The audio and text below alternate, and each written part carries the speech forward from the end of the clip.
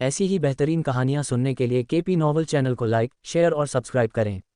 आने वाली कहानियों के बारे में जानने के लिए हमारे टेलीग्राम से जुड़ें। लिंक डिस्क्रिप्शन में है। BTTH, मैंने जुनर से शादी की लेकिन उसने हमारी शादी को पूरा करने से इनकार कर दिया। अध्याय 81, क्या हमारे बीच की खाई वाकई इतनी बड़ी है? जियामा साम्राज्य की राजधानी में इन दिनों शहर में उत्साह का माहौल था। हर कुछ सालों में एक बार आयोजित होने वाली कीमियागर ग्रैंड मीटिंग ने अनगिनत दर्शकों को आकर्षित किया था। कीमियागरों के बीच इस प्रतियोगिता ने सभी का ध्यान अपनी ओर खींचा। हालांकि कीमियागर ग्रैंड मीटिंग के अंतिम परिणाम ने जियामा साम्राज्य में कई लोगों को असंतुष्ट, यहाँ तक कि क्रोधित भी कर दिया। इसका कारण ये था कि प्रथम स्थान का विजेता चुयून साम्राज्य का एक कीमियागर निकला।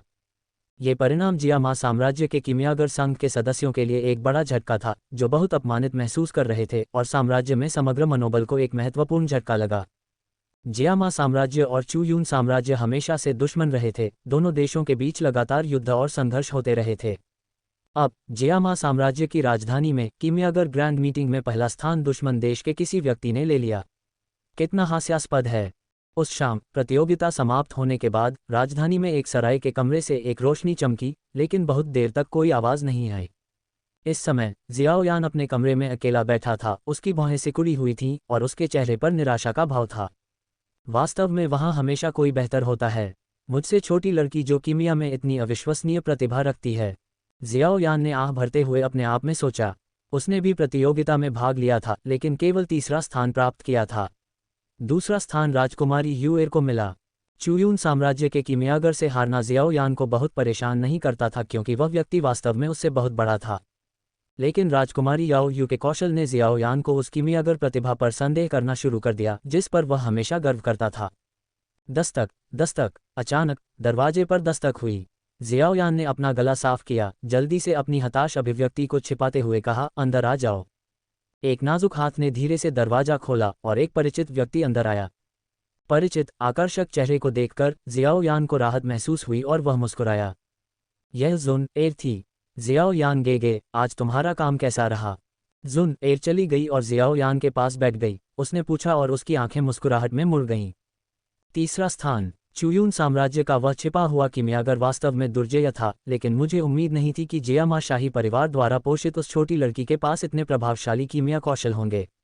क्या ये हो सकता है कि गूफी का आकस्मिक मार्गदर्शन वास्तव में इतना शक्तिशाली है? जियाओयान ने अपनी नाक रगड़ी, थोड़ा निराश महसूस किया। उसने सुना था कि जब वह राजधानी में आया था तो राजकुमारी याओयू को गूफी नामक किसी व्यक्ति द्वारा निर्देशित किया जा रहा था, लेकिन उस समय उसने इस पर ज्यादा ध्यान नहीं दिया था। आखिरकार उसने गूफी के बारे में हाल ही में सुना था और उसे व्यापक रूप से जाना पहचाना या पूजनीय व्यक्ति नहीं मानता था। लेकिन आज राजकुमारी याओ यू के रसायन विज्ञान कौशल उसकी अपेक्षाओं से कहीं अधिक थे। अगर वह केवल चुयून साम्राज्य के कीमियागर से हार जाता तो यह समझ में आता, लेकिन वह इतने लंबे समय से याओ लाओ के साथ प्रशिक्षण ले रहा था। वह राजकुमारी यूएरिया अधिक सटीक रूप से गूफी से कैसे हार सकता था? इस समय जियोयान अभी भी गूफी की असली पहचान से अनजान था। उसने केवल ये सुना था कि गूफी एक असाधारण प्रतिभाशाली युवक था, जो कुछ महीने पहले एक छठी रैंक के उड़ने वाले जादुई जानवर के साथ राजधानी में आया था, जिससे काफी हलचल मच गई थी।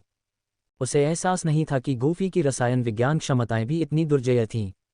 गूफी। जियाओयान द्वारा गूफेई का जिक्र सुनकर जुनर की आंखें चमक उठीं और एक पल के लिए उसकी सांस रुक गई। वह रुकी, फिर थोड़ा सिर हिलाया और धीरे से बोली, अगर गूफेई मार्गदर्शन दे रहा था तो इसमें कोई आश्चर्य की बात नहीं है। जुन एर गूफेई की रसायन विद्या की कुशलता के बारे में जानती थी। गू कबीले में वह पहले से ही 7वीं कक्षा का रसायन विद्याविद था। रसायन विद्या के ज्ञान और प्रतिभा के मामले में गूफेई पूरे गू कबीले में सर्वश्रेष्ठ में से एक था। सिर्फ जियामा साम्राज्य में ही नहीं। तुम उसे जानते हो? जुन एर की आवाज़ सुनकर जियाओयान हैरान होकर पूछने से खुद को रोक नहीं पाया। मैं उसे जानता हूँ, लेकिन बहुत अच्छी तरह से नहीं। जियाओयान के सवाल पर जुन एर का शरीर थोड़ा तनावग्रस्त हो गया और उसने आगे की जांच से बचने के लिए जल्दी से एक सहज तरीके से जवाब दिया। सहज रूप से वह नहीं चाहती थी कि जियाओयान को पता चले कि वह पहले भी शादीशुदा थी। लेकिन जियाओयान की आंखों में संदेह को देखकर जुन एर घबराई नहीं। इसके बजाय उसने विषय बदलने का एक तरीका सोचा। उसने अपनी स्टोरेज रिंग से कुछ निकाला और जियाओयान के हाथ में रख दिया। एक आध्यात्मिक जड़ी बूटी जो एक हल्की आध्यात्मिक ऊर्जा उत्सर्जित कर रही थी, एक नीले फूल के साथ चुपचाप खिल गई, जिसकी पंखुड़ियां धीरे धीरे चमक रही थीं। यह एक आध्यात्मिक जड़ी बूटी थी जिसे जुनर ने ये जानने के बाद पाया था कि 7 जादुई हरी आत्मा लार गुफी द्वारा ले ली गई थी। यह एक और जड़ी बूटी थी जो आत्मा की शक्ति को बहाल करने में मदद कर सकती थी। आखिरकार जियाओयान का ध्यान भटक गया, उसकी आंखें जड़ी बूटी पर टिकी थीं। जुनर ने मीठी मुस्कान के साथ कहा, जियाओयान गेगे, यह एक आध्यात्मिक जड़ी बूटी है जो आत्मा की शक्ति को बहाल करने में मदद कर सकती है। जियाओयान की आंखें आश्चर्य से चौड़ी हो गईं। जुनर ने इसे धीरे से अपने हाथ में रखा और उसकी आंखें कृतज्ञता से नर्म हो गईं। जुनर, धन्यवाद। जियाओयान गेगे, जब तक मैं आपकी मदद कर सकता हूँ, ये पर्याप्त है। जियाओयान ने जड़ी बूटी को दूर रखा और दोनों ने एक दूसरे को मुस्कुराते हुए देखा। उनकी भावनाएं चुपचाप उनकी आंखों से बह रही थीं। अचानक कमरे में जगह हिल गई। जुनर की आंखें सिकुड़ गईं। बुजुर्ग नानहाए। वह जल्दी से पलटी, एक परिचित बुजुर्ग चेहरा देखा। जुनर घबराकर खड़ी हो गई, बिना ध्यान आकर्षित किए जियाओयान को अपने पीछे छिपाने की कोशिश कर रही थी।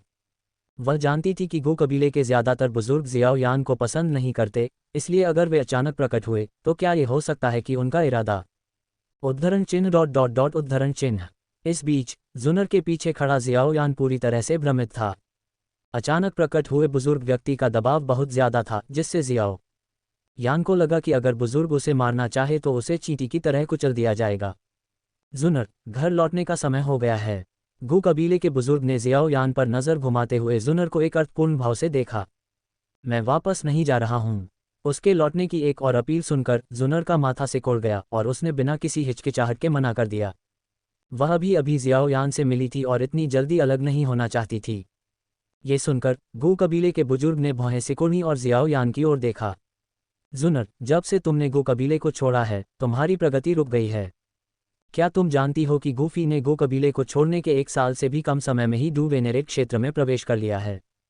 तुम्हारे प्रदर्शन ने कबीले के नेता और बुजुर्गों को बहुत निराश किया है। अगर तुम्हारी स्थिर साधना न होती तो हम तुम्हें वापस लाने के लिए मजबूर नहीं होते। बुजुर्ग ने निराशा के लहजे में बात की और आह भरी। गुफी ने डू वेनेरेट में प्रवेश कर लिया। बुजुर्ग के शब्दों से जुनर दंग रह गई। उसने प्रतिक्रिया देने के लिए एक पल लिया, उसका चेहरा आश्चर्य से भरा हुआ था। स्पष्ट रूप से गुफी की साधना की तीव्र प्रगति उसकी उम्मीदों से कहीं अधिक थी। क्या हमारे बीच की खाई इतनी बड़ी हो गई है, मुझे इसका एहसास भी नहीं हुआ। जुनर ने अपनी आंखें नीची कर लीं, उसका मन अनजाने में गो कबीले की कुछ घटनाओं को याद करने लगा और उसके चेहरे पर कड़वाहट की एक झलक दिखाई दी। उसने अपने गुलाबी निचले होंठ को हल्के से काटा और उसकी उंगलियां अनजाने में उसकी हथेली में धंस गईं। हालांकि उसने जल्दी से खुद को संभाला, उसकी निगाहें शांत हो गईं क्योंकि उसने अपने पीछे जियाओयान के बारे में सोचा और विनती करने का फैसला किया। बड़े नानहाई, ऐसा नहीं है कि मैं अपनी साधना की उपेक्षा कर रहा हूँ। मैं निश्चित रूप से अब से कड़ी मेहनत करूंगा। क्या आप मुझे और समय दे सकते हैं? उसने थोड़ी हताशा के साथ विनती की। उसकी भौहें सिकुड़ गईं। गुफी एक डू वेनेरेट है। एक डू वेनेरेट एक डू पूर्वज से भी अधिक शक्तिशाली है। उसके बगल में जियाओयान, जो जुनर और गो नानहाई के बीच बातचीत सुन रहा था, हैरान था। जियामा साम्राज्य में एक डू सम्राट या डू राजा को देखना भी दुर्लभ था। डू वेनेरेट स्तर वर्तमान में उसके लिए एक दूर की किंवदंती से अधिक कुछ नहीं था। अध्याय 82। क्या तुमने बहन के साथ कुछ बुरा किया? इस बार कबीले के नेता ने आदेश दिया है, भले ही हमें तुम्हें बांधना पड़े, हम तुम्हें वापस ले जाएंगे। जुनर की दलील का सामना करते हुए बुजुर्ग ने अपना सिर सख्ती से हिलाया और फिर एक झटके में उसके बगल में आकर उसे जियाओयान से अलग कर दिया। जुनर ने संघर्ष करने की कोशिश की, लेकिन बुजुर्ग ने उसे पकड़ लिया और जियाओयान की पलक झपकने से पहले ही कमरा खाली हो गया। जियाओयान वहां खड़ा था, इतना डरा हुआ कि उन्हें रोकने के बारे में भी नहीं सोच सकता था। वह केवल असहाय होकर देख सकता था कि जुनर ने उसे ले जाने से पहले एक आखिरी नज़र डाली। बुजुर्ग बस बहुत डरावना था। जुनर, मुझे माफ़ कर दो। जुनर के जाने के कुछ समय बाद ही जियाओयान आखिरकार अपने गुस्से से बाहर आया। इतना काया होने के लिए ये सब मेरी गलती है। उसने अपना सिर तेजी से हिलाया, अपनी कमजोरी के लिए खुद से नफरत करते हुए। अपनी मुठ्ठियां भींचते हुए जियाओयान की आंखें दृढ़ संकल्प से भर गईं क्योंकि उसने एक दिन जुनर के कबीले में जाकर उसे ढूंढने की कसम खाई। लेकिन फिर ये सोचकर कि उसका कबीला कितना शक्तिशाली था, वह निराश होने लगा।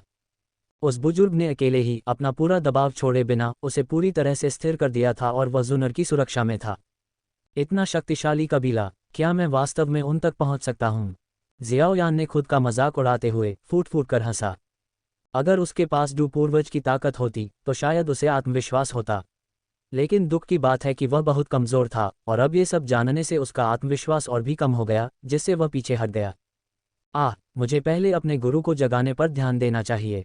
बहुत देर बाद जियाओयान ने जुनर द्वारा लाई गई आध्यात्मिक जड़ी बूटी निकालते हुए आह भरी। आखिरकार जुनर को उसके कबीले के सदस्यों ने ले लिया था, इसलिए उसे तुरंत कोई खतरा नहीं होना चाहिए। ये कबीले सूर्य अग्नि की प्राचीन वेदी पर गूफी ने धीरे से जियाओ जियान के चेहरे से बालों का एक बिखरा हुआ गुच्छा हटाया और धीरे से पूछा, तुम्हारा शरीर कैसा महसूस कर रहा है? जियाओ जियान को स्नेह महसूस होता है। भावना मूल्य जोड़ 100। गूफी की कोमलता को महसूस करते हुए जियाओ जियान के गाल लाल हो गए और उसने एक नर्म आवाज में जवाब दिया, मैं बहुत बेहतर महसूस कर रही हूँ। हालांकि बेहद शर्मीली, जियाओ जियान गूफी के कंधे पर आराम करते हुए उसके करीब झुक गई। दोनों ने गले लगाया, उनकी सांसें आपस में मिल गईं, दिल एक साथ धड़क रहे थे, चुपचाप अपनी आत्माओं के मिलन का आनंद ले रहे थे। इस बार गूफी और जियाओ जियान वास्तव में एक हो गए थे। उनका रिश्ता दोस्ती से आगे बढ़कर प्रेमियों में बदल गया था। यहाँ तक कि आमतौर पर भोले भाले जियान और किंगलिन भी कुछ अलग महसूस कर सकते थे। हालांकि उन्होंने इसे सीधे तौर पर नहीं कहा, लेकिन ये स्पष्ट था कि गूफी और जियाओ जियान के बीच का रिश्ता अस्पष्ट दोस्ती की सीमा को पार कर गया था। गूफी और उसकी धैर्यपूर्ण देखभाल पर जियाओ जियान की अचेतन निर्भरता ने जियाओ और किंगलिन को ये स्पष्ट कर दिया। एक दिन जब वे एक कमरे में बातचीत कर रहे थे, जियाओ आलस्य से गूफी के बगल में बैठ गई, लगभग मेज पर लेट गई। उसने गूफी की तरफ देखा, जो जियाओ जियान के बालों को सावधानी से कंघी कर रही थी। उसकी जिज्ञासा मुश्किल से ही नियंत्रित हो रही थी। जियाओ को जिज्ञासा महसूस होती है। भावना मूल्य जोड़ 100। बड़े भाई गूफी, आप और बहन जियाओ जियान, क्या उस वेदी में कुछ हुआ था? जियाओ ने अपनी आंखें मूंद लीं, एक मासूम नज़र से हंसी, लेकिन उसका सवाल काफ़ी सीधा था। कौन इतनी सीधी बात पूछता है? जियाओ जियान के बालों को कंघी करने के बाद गूफी की नज़र उनके आपस में जुड़े हाथों पर टिक गई। उसकी नज़र तीव्र थी। इससे पहले कि गूफी जवाब दे पाती, पास बैठी जियाओ जियान सीधी हो गई। उसका चेहरा पहले से ही लाल हो चुका था, उसके होंठ कांप रहे थे और वह बोलने के लिए संघर्ष कर रही थी। उसकी आंखें इधर उधर घूम रही थीं। बच्चों को ऐसी बातें नहीं पूछनी चाहिए। गूफी ने असहाय होकर हंसते हुए जियाओ जियान के हाथ को आराम देने के लिए धीरे से दबाया। उसके हाथ की गर्माहट ने जियाओ जियान को और भी ज्यादा शर्मसार कर दिया। अपने दूसरे हाथ से गूफी ने जियान के माथे पर चंचलता से दस्तक दी, जिससे एक तीखी आवाज़ निकली और बातचीत जियान की चीख के साथ समाप्त हुई। किंगलिन को जिज्ञासा महसूस हुई। भावना मूल्य जोड़ 70। किंगलिन ज्यादा संयमित होने के कारण जियान की तरह सीधे नहीं पूछी, लेकिन उसकी जिज्ञासु निगाहें अभी भी उन पर टिकी हुई थीं। गूफी हंसी। ये दोनों लड़कियां वाकई बहुत जिज्ञासु थीं। कुछ और दिनों के बाद ये देखकर कि जियाओ जियान बिना किसी समस्या के पूरी तरह से ठीक हो गई थी, गूफी जाने के लिए तैयार हो गई। जाने से पहले गूफी ने ये परिवार को एक ज़ेड स्लिप दी। यह एक स्थानिक ज़ेड स्लिप थी। भविष्य में अगर ये परिवार को कभी गूफी की मदद की ज़रूरत पड़ी तो वे उसे बुलाने के लिए इसे कुचल सकते थे। धन्यवाद सीनियर। सुरक्षित यात्रा सीनियर। गूफी द्वारा इसके उपयोग के बारे में बताने के बाद ये जोंग और अन्य लोग कृतज्ञता से भरे हुए थे और उन्होंने गूफी और उसके समूह को सम्मानपूर्वक विदा किया। जियाओ जियान के भयानक विष शरीर को हल करने के बाद गूफी की सेंट्रल प्लेन्स में गतिविधियां और अधिक इत्मीनान से हो गईं। आखिरकार अब जब वह डू वेनेरेट स्तर पर पहुंच गया था तो उसका शरीर लगातार डू क्यूई को अवशोषित कर रहा था। इसलिए उसे इस बात की चिंता नहीं थी कि थोड़ी सी भी छूट उसकी साधना को प्रभावित करेगी। एक दिन गूफी को अचानक अपनी अंगूठी में बंद आदरणीय तियानहुओ की आत्मा याद आई। हम पहले से ही सेंट्रल प्लेन्स में हैं। गूफी ने आत्मा को खोला और तियानहुओ प्रकट हुआ। उसकी आवाज़ गूंज रही थी, धन्यवाद युवा मित्र। बाहरी दुनिया को देखकर आदरणीय तियानहुओ की आंखें खुशी से भर गईं और उसने चारों ओर नज़र घुमाई। फिर उसकी नज़र गूफी पर पड़ी, जो विस्मय से भरी हुई थी। तियानहुओ को आश्चर्य हुआ। भावना मूल्य जोड़ 50। आदरणीय तियानहुओ को विश्वास नहीं हुआ कि कुछ ही महीनों में गूफी का स्तर डू पूर्वज से बढ़कर डू आदरणीय हो गया। ऐसी प्रतिभा किसी राक्षसी से कम नहीं थी। युवा मित्र, आपकी साधना प्रतिभा वास्तव में मेरे जीवन काल में देखी गई सर्वश्रेष्ठ प्रतिभा है। आदरणीय तियानहुओ ने प्रशंसा की। एक पल के लिए झिझकने के बाद उन्होंने आखिरकार कुछ अजीब तरीके से कहा, युवा मित्र, मैं देख रहा हूं कि आपकी आत्मा की शक्ति आम लोगों से कहीं ज्यादा है और आपके पास एक स्वर्गीय ज्वाला है। आप एक कीमियागर होंगे, है न? गूफी ने सिर हिलाया। पहले से ही अनुमान लगा रहा था कि वह आगे क्या पूछ सकता है। मेरा एक अशिष्ट अनुरोध है, क्या आप मुझे एक शरीर बनाने में मदद कर सकते हैं? डू तकनीक स्क्रॉल सिर्फ आपको बाहर लाने के लिए है, यह एक शरीर बनाने के लिए पर्याप्त नहीं है। गूफी ने मुस्कुराते हुए अपना सिर हिलाया। अगर युवा मित्र मुझे अपना शरीर वापस पाने में मदद करने के लिए तैयार है तो मैं तब से आपकी सेवा में रहूंगा। आदरणीय तियान हुओ ने विनती की। वह अपना शारीरिक रूप वापस पाने के लिए हर संभव प्रयास करने को तैयार था। इसके अलावा गूफी का अनुसरण करना आदरणीय तियान हुओ के लिए शर्मनाक नहीं था। मूल कहानी में जियाओयान बहुत कमज़ोर था, यहाँ तक कि जब उसने आदरणीय तियान हुओ से अपना अंगरक्षक बनने के लिए कहा तो बाद वाले ने अनिच्छा से सहमति व्यक्त की और एक छोटी समय सीमा तय की। लेकिन गूफी, जो इतना युवा था और पहले से ही डू वेनेरेट स्तर पर था, में असीम क्षमता थी, संभवतः डू सेंट तक भी पहुंच सकता था। उसका अनुसरण करना उसके गौरव को ठेस नहीं पहुंचाएगा। आदरणीय तियान हुओ की चिंतित अभिव्यक्ति को देखकर गूफी एक पल के लिए झिझका। अपनी स्थिति को देखते हुए उसे वास्तव में किसी अनुयायी की आवश्यकता नहीं थी। उसके कबीले के बुजुर्ग सभी शक्तिशाली थे। हालांकि ये देखते हुए कि उसे कभी कभी अपनी यात्रा के दौरान अकेले ही काम करना पड़ सकता है, जियाओ यीजियान और किंग लिन के लिए एक मजबूत अंगरक्षक होना फायदेमंद हो सकता है। इसलिए बिना किसी हिचकिचाहट के गूफी ने सहमति में सिर हिलाया। अध्याय 83। अलविदा, मुझे तुम्हारी याद आएगी। याओ तियान हुओ आभार व्यक्त करते हैं। भावना मूल्य जोड़ 60। धन्यवाद मेरे दोस्त। एक बार जब मैं अपना भौतिक शरीर वापस पा लूंगा तो अगर तुम्हें कभी किसी चीज़ की ज़रूरत हो तो बस पूछ लेना। आदरणीय तियान हुओ की आंखें चमक उठीं। कृतज्ञता से भरकर उन्होंने गूफेई को देखा। हालांकि गूफेई की झिझक भरी अभिव्यक्ति ने आदरणीय को थोड़ा अनिश्चित बना दिया। क्या कुछ गड़बड़ है मेरे दोस्त? बिल्कुल नहीं, बस इतना है कि तुम्हें पुनर्जीवित करने के लिए मेरे पास अभी भी कुछ आवश्यक वस्तुओं की कमी है, गूफेई ने अपना सिर हल्के से हिलाते हुए उत्तर दिया।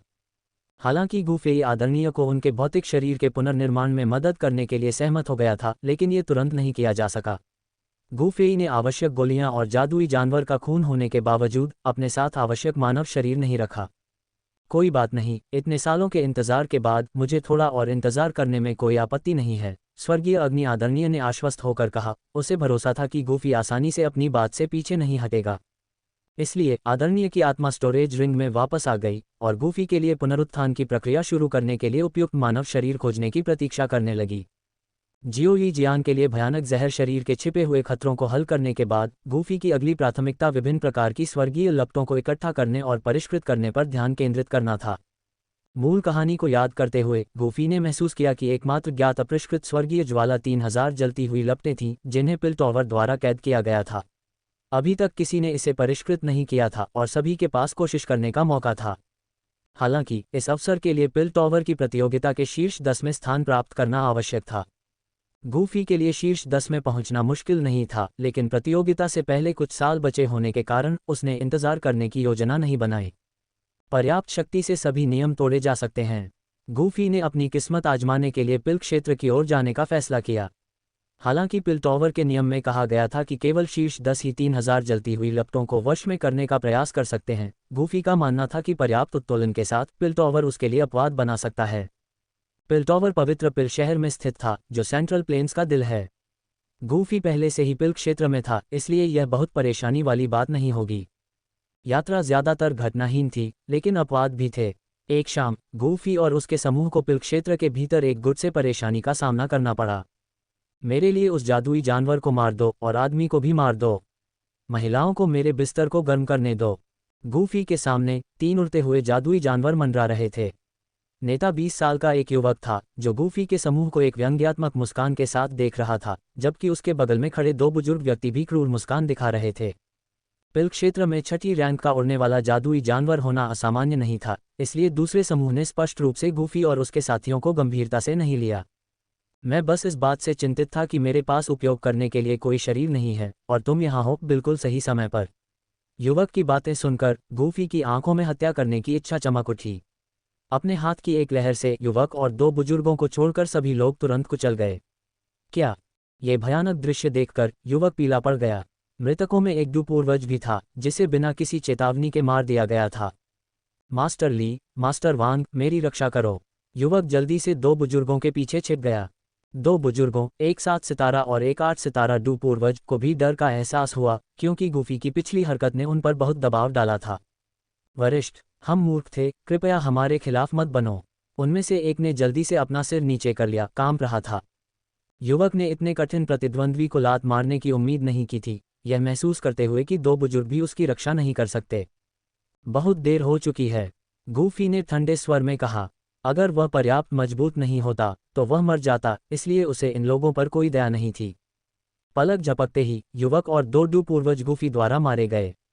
उसने 8 सितारा डू पूर्वज के शरीर को रख लिया और आदरणीय तियानहुओ को पुनर्जीवित करने के लिए इसका उपयोग करने की योजना बनाई।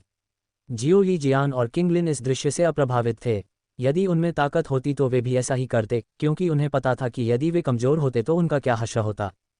चलो। इसके बाद गूफी ने एक सुनसान जगह ढूंढी, गोलियां, जादुई जानवर के खून की कई बोतलें और लाश निकाली। फिर उसने अंगूठी से स्वर्गीय अग्नि आदरणीय की आत्मा को मुक्त किया। सर याओ, मुझे अपनी आत्मा शक्ति का एक धागा दे दो, गूफी ने शांति से कहा। उसे विश्वास था कि वह इस पुनरुत्थान तकनीक में सफल हो सकता है, भले ही उसने पहले कभी ऐसा करने का प्रयास नहीं किया था। बिना किसी हिचकिचाहट के आदरणीय तियानहुओ ने अपनी भौं से अपनी आत्मा शक्ति का एक धागा निकाला और उसे गूफी की ओर भेजा।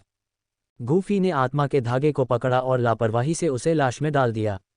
फिर उसने उसे एक गोली फेंकते हुए कहा, इसे ले लो और जैसे ही मैं संकेत दूंगा, शरीर में प्रवेश करो। आदरणीय तियानहुओ ने गंभीरता से सिर हिलाया, बिना किसी हिचकिचाहट के गोली निगल ली और उत्सुक दिखे। गूफी ने फिर लाश को स्वर्गीय लपटों से परिष्कृत करना शुरू कर दिया, उसे ऊर्जा देने के लिए उसमें जादुई जानवर का खून डाला। शरीर जैसे ही रक्त विलीन हुआ, लाश जीवित होने लगी। सर याओ, अब गूफी के आदेश पर आदरणीय तियानहुओ की आत्मा शरीर में घुस गई। उसे जलन महसूस हुई, लेकिन दर्द के बजाय वह खुशी से हंस पड़ा। जब उसने फिर से अपनी आंखें खोलीं तो याओ तियानहुओ को वास्तव में जीवित महसूस हुआ। अब वह केवल भटकती हुई आत्मा नहीं थी। हालांकि उसकी ताकत अपने चरम पर नहीं लौटी थी, लेकिन वह 2 सितारा डू वेनेरेट के स्तर पर पहुंच गया था। अपनी पूर्व शक्ति को पुनः प्राप्त करने में उसे कुछ साल लगेंगे। याओ तियानहुओ आभार व्यक्त करता है, भावना मूल्य जोड़ 50। महान दयालुता के लिए धन्यवाद की आवश्यकता नहीं है।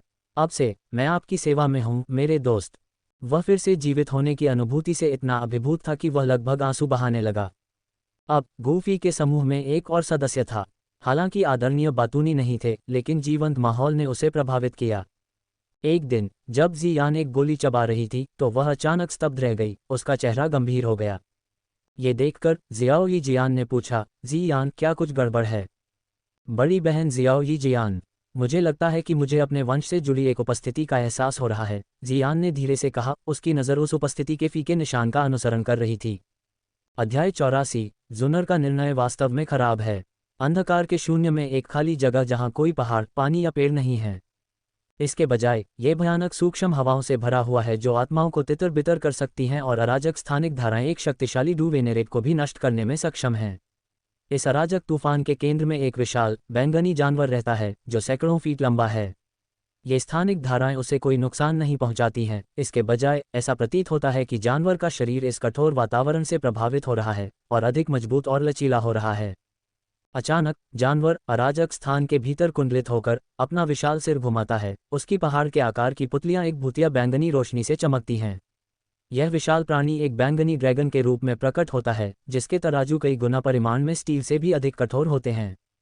ये है शाही खून की आभा। बैंगनी ड्रैगन शाही खून की लंबे समय से तलाश की गई आभा को महसूस करता है। उसकी नज़र एक खास दिशा पर टिक जाती है। वह अपना मुंह खोलता है और उत्साह से भरी आवाज में चिल्लाता है, जियान के वंश से जुड़ा हुआ। क्या ये हो सकता है? प्राचीन शून्य ड्रैगन जनजाति से कोई आया है। इस समय गूफी शेर राजा की पीठ पर सवार होकर जियान की बातें सुनता है और जल्दी से स्थिति का अनुमान लगाता है। मूल कहानी में जियान को प्राचीन शून्य ड्रैगन कबीले के सदस्यों ने महसूस किया था और मध्य क्षेत्र में पहुंचने के तुरंत बाद उसे उनके कबीले में वापस ले जाया गया था। हालांकि कबीले की वर्तमान अराजक स्थिति को देखते हुए गूफी निश्चित नहीं हो सकता कि यह प्राचीन शून्य ड्रैगन दोस्त है या दुश्मन। पुराने ड्रैगन सम्राट के गायब होने के बाद से कबीला 4 गुटों में बंट गया है। उनमें से पश्चिमी, दक्षिणी और उत्तरी ड्रैगन राजा कबीले के एकमात्र शासक बनने की लालची महत्वाकांक्षा रखते हैं। केवल पूर्वी ड्रैगन द्वीप के बुजुर्ग और सदस्य ही शाही वंश के प्रति वफादार रहते हैं, अथक प्रयास करते हुए इसकी खोज करते हैं। जियान, क्या इसका मतलब ये हो सकता है कि आपके कबीले के सदस्य आसपास हैं? किंगलिन ने अपनी आवाज़ में विनम्रता और शर्म से पूछा। जियान, हालांकि अनिश्चित थी लेकिन झिझकते हुए सिर हिलाती है। उसकी आंखें संदेह से भरी हुई हैं। फिर वह गूफी की ओर देखती है, कुछ आश्वासन की उम्मीद करती है। हालांकि अपने वंश से अचानक जुड़ाव से रोमांचित, वह एक घबराहट भी महसूस करती है और गूफी से पुष्टि चाहती है। जियान, अगर आपने पहले ही इसे महसूस कर लिया है तो आपके कबीले के सदस्यों को भी आपकी उपस्थिति को महसूस करने में सक्षम होना चाहिए। चिंता करने की कोई ज़रूरत नहीं है, गूफी ने मुस्कुराते हुए उसे आश्वस्त किया, जिससे उसका मन थोड़ा शांत हुआ। जियान ने चिंतनशील चुप्पी में गिरने से पहले सिर हिलाकर जवाब दिया। कुछ ही समय बाद उनके सामने अचानक एक दरार खुल गई। जियान की आंखें झपकती हैं क्योंकि वह महसूस करती है कि रक्त संबंध मजबूत और करीब हो रहा है, जिससे वह इसे स्पष्ट रूप से देख सकती है। एक मजबूत आकृति दरार से बाहर निकलती है। जैसे ही यह आकृति दिखाई देती है, क्षेत्र पर एक भारी दबाव पड़ता है, जिससे शेर राजा एक शीर्ष छठी रैंक का जादुई जानवर डर से कांपने लगता है। एक 8 सितारा डू वेनेरेट। अपने भौतिक रूप को पुनः प्राप्त करने के बाद स्वर्ग की लॉ वेनेरेबल तुरंत नवागंतुक की ताकत को पहचान लेती है। उसकी अभिव्यक्ति असामान्य रूप से गंभीर होती है। गूफी भी मजबूत आकृति की आभा को महसूस करता है लेकिन अप्रभावित रहता है। हालांकि वह अभी तक इस व्यक्ति को हरा नहीं सकता है, लेकिन वह चिंतित नहीं है। डू वेनेरेट में अपनी हालिया सफलता के बाद से गूफी क्षण भर के लिए एक परिचित आभा महसूस की। हालांकि उस समय वह इसे पहचान नहीं पाया था, लेकिन अब उसे संदेह है कि प्राचीन कबीले के बुजुर्ग गुप्त रूप से उसका पीछा कर रहे हैं और उसकी रक्षा कर रहे हैं। अगर वह गलत है तो गूफी को अभी भी अपने दादा द्वारा प्रदान की गई स्थानिक जेड पर्ची को कुचलने की अपनी क्षमता पर भरोसा है। इस 8 सितारा डू वेनेरेट की दुर्जय उपस्थिति के बावजूद गूफी शांत और निडर रहता है। हाँ, ये वास्तव में शाही वंश है। मैंने आखिरकार इसे पा लिया है। चमड़े के कवच में एक मध्यम आयु वर्ग का मजबूत व्यक्ति उत्साह से चिल्लाता है। उसकी निगाहें जियान पर टिकी हुई हैं। किसी कारण से जियान की आंखें भी उस पर टिकी हुई हैं। उसकी भावनाएं अनिश्चित हैं। एक पल के बाद वह आदमी दिल खोलकर हंसता है। उसकी आवाज़ आसमान में गड़गड़ाहट की तरह गूंजती है, जो भारी ड्रैगन शक्ति से भरी हुई है। जियान, उसकी आंखें आश्चर्य और खुशी के मिश्रण से चौड़ी हो जाती हैं। उसे इस आदमी के साथ सहज रूप से रिश्तेदारी का एहसास होता है। क्या आप मेरे कबीले के सदस्यों में से एक हैं? वह झिझकते हुए मुस्कुराती हुई पूछती है। हाँ, हम दोनों प्राचीन शून्य ड्रैगन कबीले के हैं और तुम शाही खानदान की हो। आदमी मुस्कुराता हुआ सिर हिलाता है और कहता है, हे किंग को तुम्हें कबीले में वापस ले जाने की अनुमति दो। तुम्हारे लौटने के बारे में जानकर बड़े बुजुर्ग बहुत खुश होंगे। हे किंग नाम सुनते ही गूफी के बचे हुए संदेह गायब हो जाते हैं।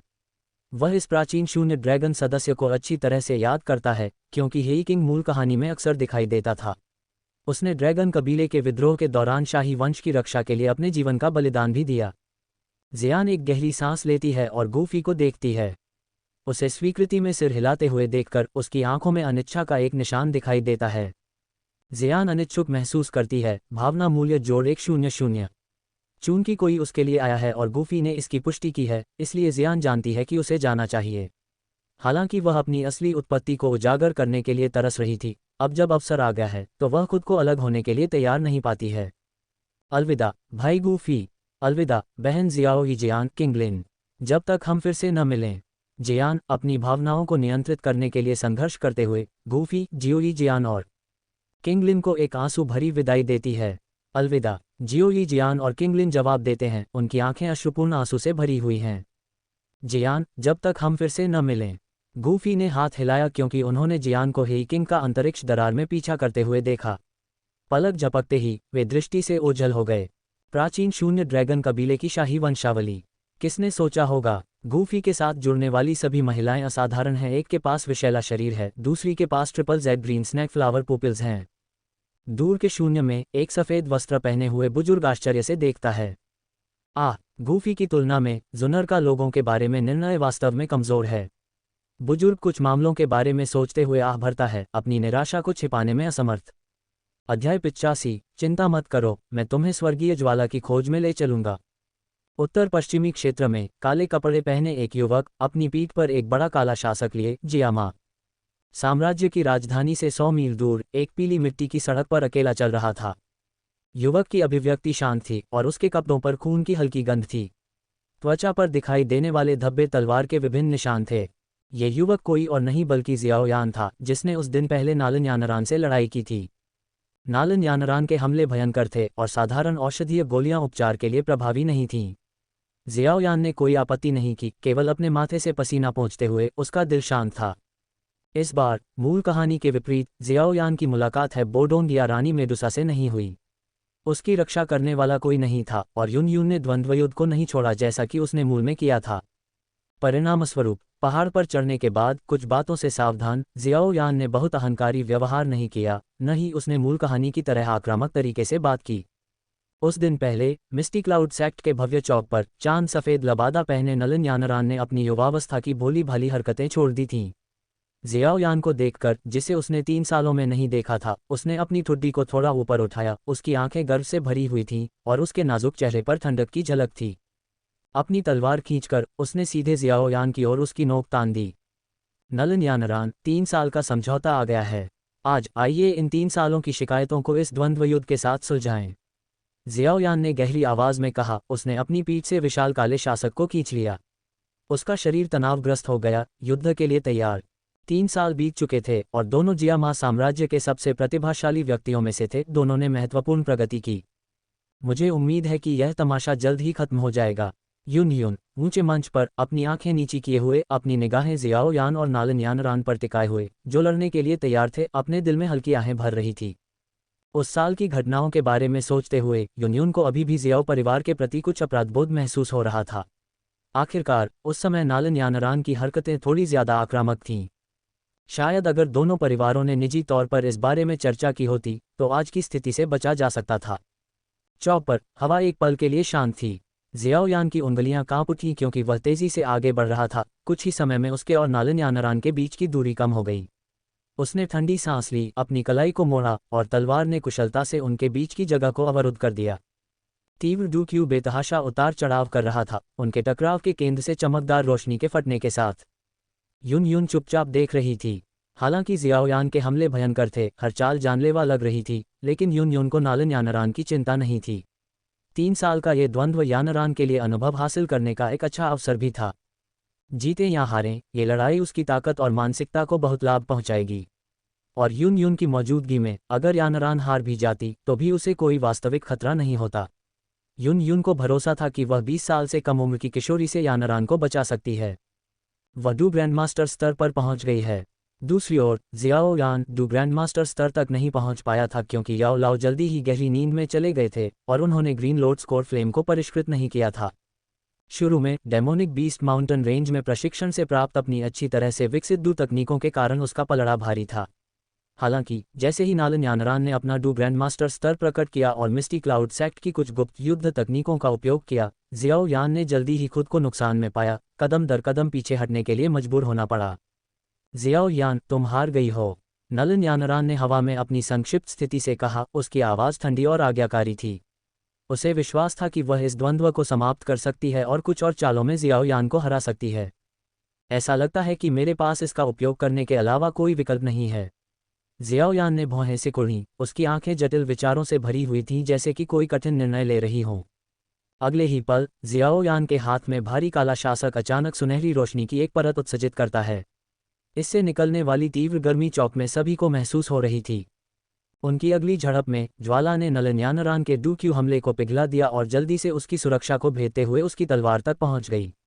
ज्वाला आश्चर्यजनक गति से जल रही थी। पवित्र सोना सब कुछ भस्म करने के लिए तैयार दिखाई दे रहा था। ये कैसे संभव है? नलन यानरान का चेहरा सदमे से भरा हुआ था, इससे पहले कि वह जल्दी से अपनी तलवार फेंक दे। ये किस तरह की ज्वाला है जो डू को जला सकती है? यून भी सुनहरी ज्वाला को देखकर उतना ही हैरान थी। एक पल में वह दो लड़ाकों के बीच में दिखाई दी। नलन यानरान के सामने सुरक्षात्मक रूप से खड़ी थी। यानरान, हार स्वीकार करो, यून ने बिना अपना सिर घुमाए ठंडे स्वर में आदेश दिया। नलन यानरान की खूबसूरत आंखें अनिच्छा से चमक उठीं। गुरु, ये ज्वाला अविश्वसनीय रूप से शक्तिशाली है। यदि आप लड़ना जारी रखते हैं तो परिणाम भयानक हो सकते हैं। यून का स्वर दृढ़ था और उसकी चिंता स्पष्ट थी। मैं हार स्वीकार करती हूँ, नालन यानरान ने आखिरकार सिर नीचे करके दबी हुई आवाज में कहा। जिस क्षण नालन यानरान ने हार स्वीकार की, जियाओयान ने सुनहरी लौ वापस ले ली। तलवार के घावों और खून के धब्बों से लथपथ वह भारी शासक पर झुक गया, मुश्किल से खड़ा हुआ। उसने जो लौ इस्तेमाल की थी वह सोने के सम्राट की स्वर्गीय ज्वाला की एक झलक थी जो जुनर ने उसे दी थी। इसके साथ जियाओयान ने स्थिति को पलट दिया, नालन यानरान को आत्मसमर्पण करने के लिए मजबूर किया। ये समझते हुए कि उसने बाहरी साधनों से जीत हासिल की है और महसूस किया कि उसकी जीत पूरी तरह से सम्मानजनक नहीं थी, जियाओयान ने आगे नहीं दबाया। इसके अलावा यूं एक डू सम्राट के साथ वह जानता था कि वह उसे धमकी देने के लिए लॉ पर भरोसा नहीं कर सकता था। उसने दिल खोलकर हंसा और बिना किसी चेतावनी के तुरंत वहां से चला गया। झिझक जियाओयान, ऐसा लगता है कि तुम्हारा प्रशिक्षण अच्छी तरह से आगे बढ़ गया है। जैसे ही जियाओयान दिन भर की घटनाओं पर विचार करते हुए चला, अचानक उसके दिमाग में एक जानी पहचानी बूढ़ी आवाज गूंजी। जियाओ यान ठिठक गया, फिर जल्दी से उसे एहसास हुआ कि याओ लाओ जाग गया है। गुरु, आप जाग गए हैं, जियाओ यान ने कहा, उसके चेहरे पर एक बड़ी मुस्कान आ गई। उसने नए जागे हुए याओ लाओ को पिछले कुछ महीनों की घटनाओं के बारे में बताना शुरू किया। हालांकि अब उसे नालन यानरान की ज्यादा परवाह नहीं थी। उसे वास्तव में चिंता इस बात की थी कि जुन एर को जियामा साम्राज्य में ले जाया गया था। जियाओ यान की कहानी खत्म होने के बाद याओ लाओ ने एक पल के लिए चुपचाप सुना। जियाओ यान, अपनी साधना पर ध्यान दो। कुछ ऐसी चीजें हैं जिनके बारे में जल्दी पता लगाने से तुम्हें कोई फायदा नहीं होगा। याओ लाओ ने गहरी सांस ली। जियाओ यान के शब्दों से याओ लाओ ने कुछ बातें समझ ली थीं। जैसा कि बूढ़े आदमी ने बताया था, गूफी संभवतः जुनर की उम्र के समान ही डू वेनेरिक क्षेत्र में पहुंची थी। ऐसी राक्षसी प्रतिभा कुछ ऐसी थी जिसका सामना याओ लाओ ने पहले कभी नहीं किया था, यहाँ तक कि याओ कबीले के बीच अपने दिनों में भी नहीं। फ्लेम मंत्र में सब कुछ बदलने की क्षमता है। जब तक आप लगन से प्रशिक्षण लेते हैं, आपका भविष्य किसी और की तरह ही आशाजनक हो सकता है, याओ लाओ ने धीमी आवाज में कहा, जियाओ यान की चिंतित अभिव्यक्ति को देखते हुए। उसके शब्द सिर्फ सांत्वना देने वाले नहीं थे, फ्लेम मंत्र में वास्तव में अपनी रैंक से परे शक्ति थी। शिक्षक, आपने मुझे मैजिक बीस्ट माउंटेन रेंज में प्रशिक्षण दिया था। हमें आगे कहाँ जाना चाहिए? जियाओ यान ने पूछा। याओ लाओ ने एक पल के लिए सोचा, फिर अचानक एक जगह दिमाग में आई। अगला, हम टैगर रेगिस्तान की ओर जा रहे हैं। अगर मेरी याददाश्त सही है तो वहाँ एक स्वर्गीय ज्वाला हो सकती है। अध्याय 86, स्टार क्षेत्र, 3000 जलती हुई ज्वाला। गोली क्षेत्र। जैसे ही जियान की आकृति पूरी तरह से गायब हो गई, जियाओ यीजियान और किंगलिन ने अनिच्छा से अपनी निगाहें हटा लीं। हमें खुश होना चाहिए कि जियान को इस बार अपने कबीले के लोगों से मिलने का मौका मिला, और ऐसा नहीं है कि हम उसे फिर कभी नहीं देखेंगे। गूफी ने बेफिक्र होकर उन्हें सांत्वना दी। उसके बाद वे शेर राजा की पीठ पर चढ़ गए और पवित्र गोली शहर की ओर बढ़ने लगे। स्थानिक वर्महोल के अंदर ये हमेशा की तरह नीरस था, लेकिन इस बार यह शांत नहीं था। एक विस्तृत अंतरिक्ष सुरंग पर अनगिनत अंतरिक्ष यान तेजी से गुजर रहे थे और हवा यात्रियों के शोर से भरी हुई थी, जिससे अंतरिक्ष सुरंग जीवंत हो रही थी। जैसे जैसे वे इस हलचल भरे मार्ग से अपनी यात्रा जारी रखते गए, पौराणिक पवित्र गोली शहर और भी करीब आता गया। एक सुबह जियाओ यीजियान जल्दी उठ गई और थोड़ी देर नहाने के बाद उसने किंगलिन को जगाने की योजना बनाई। उसने अपना गला साफ किया, किंगलिन, जेड, उठने का समय हो गया है, हम लगभग पहुंच ही गए हैं। आदतन जियान का नाम पुकारते हुए वह रुकी, अपनी आंखों में उदासी को छिपाते हुए। आखिरकार वे एक साथ इतने सारे अनुभव कर चुके थे, और भले ही 2 दिन बीत चुके थे, जियाओ यीजियान को अभी भी जियान के अचानक चले जाने की आदत नहीं थी। गूफी ने तुरंत उसकी अचानक झिझक को नोटिस किया। उसने जियाओ यीजियान को गले लगाया, उसे अपने गर्म शरीर से कसकर पकड़ लिया। बहुत दुखी मत हो, हम भविष्य में फिर से जियान से मिलेंगे। जियाओ यीजियान ने ऊपर देखा, झिझकते हुए पूछा, सच में? गूफी ने जियाओ यीजियान के सिर को धीरे से सहलाया, मुस्कुराते हुए उसने कहा, हम निश्चित रूप से मिलेंगे। जियाओ यीजियान में निर्भरता की भावनाएं विकसित हुईं, भावना मूल्य जोड़ 100। जियाओ यीजियान ने जवाब में बड़बड़ाया, खुद को गूफी की बाहों में समेट लिया। उसके चेहरे पर एक खुश मुस्कान थी। कुछ दिनों बाद फिर से स्थानिक वर्महोल से बाहर निकलने के बाद गूफी, जियो यीजियान और अन्य लोगों ने खुद को पूरी तरह से लाल रंग की चट्टान से बने एक विशाल प्लाजा में पाया। प्लाजा अंतहीन लग रहा था, जिसमें केवल एक लाल रेखा दिखाई दे रही थी जो क्षितिज तक फैली हुई थी। इसके आकार को देखते हुए ये कम से कम 1000 मीटर चौड़ा था, और इसमें खड़े होने पर व्यक्ति को एक छोटी चींटी की तरह महत्वहीन महसूस होता था। वाह, ये बहुत शानदार है, किंगलिन ने विस्मय में कहा, उसकी आंखें जिज्ञासा से भर गईं। ये पवित्र गोली शहर के बाहर के अंतरिक्ष बिंदुओं में से एक है। बाहरी क्षेत्र में ऐसे 8 अंतरिक्ष प्लाजा हैं, गूफी ने समझाया। इस तरह का एक प्लाजा शायद ये शहर के आकार का लगभग 10वां हिस्सा है, और फिर भी पवित्र गोली शहर में उनमें से 8 हैं। जियो यीजियान और किंगलिन इस जगह की भव्यता पर आश्चर्यचकित हुए बिना नहीं रह सके। उनकी आंखें जिज्ञासा और प्रत्याशा से भर गईं, क्योंकि उन्होंने चारों ओर देखा। हाँ, हैरान होने की कोई ज़रूरत नहीं है। पवित्र गोली शहर बाहरी क्षेत्र और आंतरिक क्षेत्र में विभाजित है। अभी हम बाहरी क्षेत्र में हैं और गोली टॉवर आंतरिक क्षेत्र में है। हालांकि चाहे वह बाहरी क्षेत्र हो या आंतरिक, ये सब गोली टॉवर के अधिकार क्षेत्र में है। गूफी ने उनके आश्चर्यचकित भावों पर हंसते हुए कहा। हालांकि पवित्र गोली शहर को एक शहर कहा जाता है, लेकिन यह एक साधारण शहर से बहुत दूर है। अकेले आकार के मामले में दर्जनों ये शहर भी इसकी तुलना नहीं कर सकते। आदरणीय तियानहुओ ने कुछ नहीं कहा, लेकिन उनकी आंखों में भी तड़प की झलक थी। हालांकि उनकी प्रतिक्रिया जियाओ यीजियान और किंगलिन की तरह अतिरंजित नहीं थी। वह पहले भी यहाँ आ चुके थे, इसलिए उन्हें पवित्र गोली शहर के बारे में थोड़ा बहुत पता था। सेंट्रल प्लेन्स के इस सच्चे केंद्रीय क्षेत्र में छठी रैंक के उड़ने वाले जादुई जानवर की सवारी करना अभी भी ध्यान आकर्षित करेगा, लेकिन इसे असामान्य नहीं माना जाएगा। यहाँ छठी कक्षा का किमियागर, जो बाहरी दुनिया में एक दुर्लभ और अत्यधिक मूल्यवान अस्तित्व है, भी काफी साधारण लग रहा था। बाहरी क्षेत्र में प्रवेश करने के कुछ ही समय बाद गूफी और उसके समूह को छठी कक्षा के किमियागर बैच पहने हुए कम से कम 2 या 3 लोगों का सामना करना पड़ा। चूंकि शाम हो चुकी थी, इसलिए गूफी समूह को पवित्र गोली शहर के आसपास नहीं ले गया, बल्कि इसके बजाय एक सराय ढूंढी जहां वे रुक सकें। जैसे जैसे समय बीतता गया, धीरे धीरे पूरे शहर में रात छाने लगी।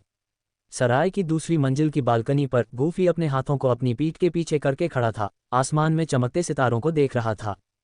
3000 जलती हुई लौ पवित्र गोली शहर के आंतरिक क्षेत्र के तारों वाले आकाश में छिपी हुई थी।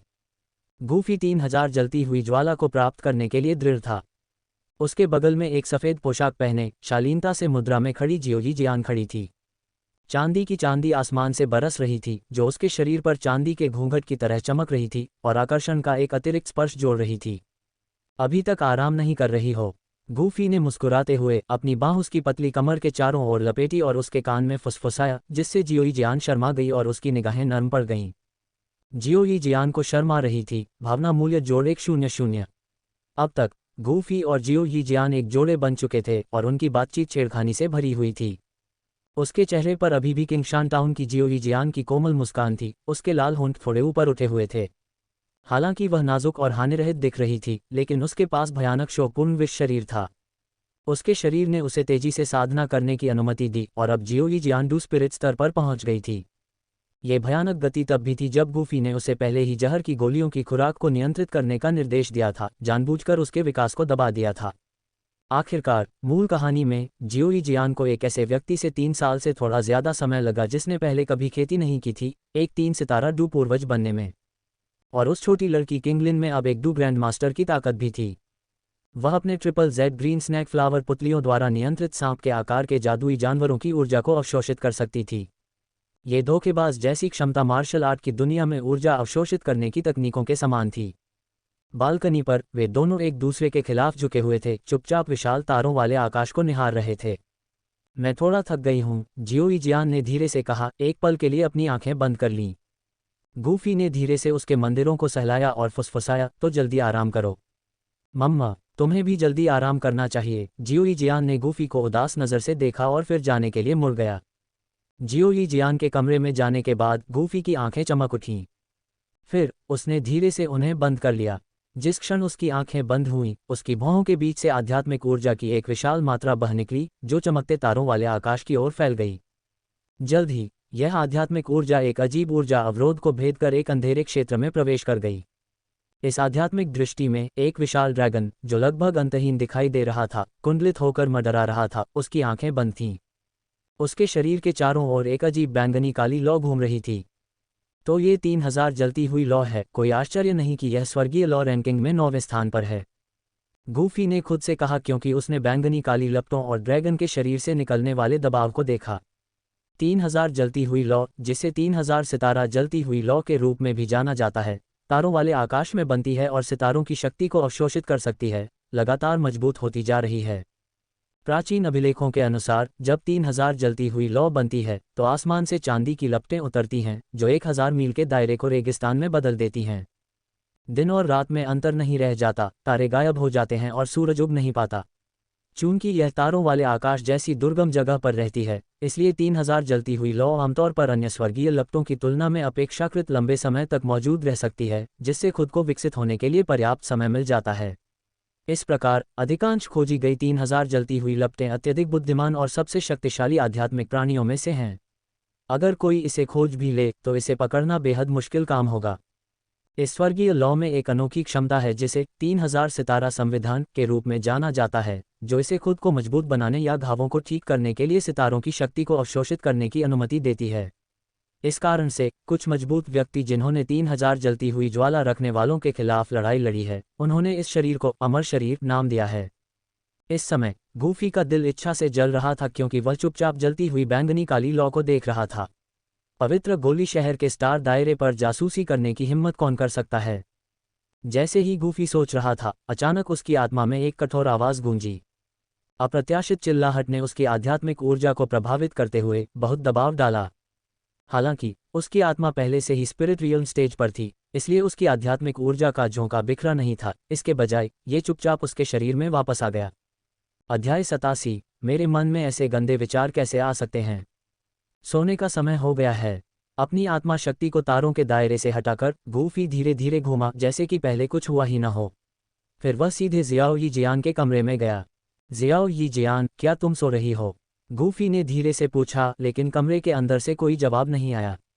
हालांकि उसने देखा कि दरवाज़ा बंद नहीं था, बल्कि बस थोड़ा खुला था। यह महसूस करते हुए अंदर जाते ही उसके चेहरे पर हल्की मुस्कान आ गई। अंदर जियाओ यी जियान सोई नहीं थी। जब से उन दोनों ने अपने रिश्ते को अगले स्तर पर पहुंचाया था, तब से वह गूफी को जीवन भर के लिए अपना एकमात्र साथी मान चुकी थी। यह महसूस करते हुए कि वह अंदर आ रहा है, उसने जल्दी से अपनी आंखें बंद कर लीं, उसका दिल तेजी से धड़क रहा था। क्या तुम सच में सो रही हो? गूफी बिस्तर के पास पहुंची, वहां आंखें कसकर बंद करके लेटी हुई महिला को देखा और फिर से पूछा। वह स्पष्ट रूप से जियाओ यी जियान की तेज धड़कन और सांसों को सुन सकता था, जिससे ये स्पष्ट हो गया कि वह सोने का नाटक कर रही थी। जानबूझकर खुला हुआ वह दरवाज़ा उसके लिए जानबूझकर छोड़ा गया था। पहले से ही सो गए हो? अच्छा, तो ठीक है, तुम आराम से आराम करो। गूफी के होठों पर हल्की मुस्कान आ गई और उसने मुंह फेरने का नाटक किया। लेकिन तभी एक पतली बर्फ सी सफ़ेद बाँह कंबल के नीचे से बाहर निकली और उसे पकड़ लिया। मैं सो नहीं रही थी, मैं तुम्हारा इंतज़ार कर रही थी। जियाओ यी जियान की एक नर्म नाजुक आवाज़ आए, उसका चेहरा तुरंत लाल हो गया और उसने कंबल खींच लिया, अपना सिर उसके नीचे छिपा लिया। तुम छोटी लोमड़ी, चूंकि तुम बाहर नहीं आ रही हो, इसलिए मैं तुम्हारे साथ अंदर आ जाऊंगी।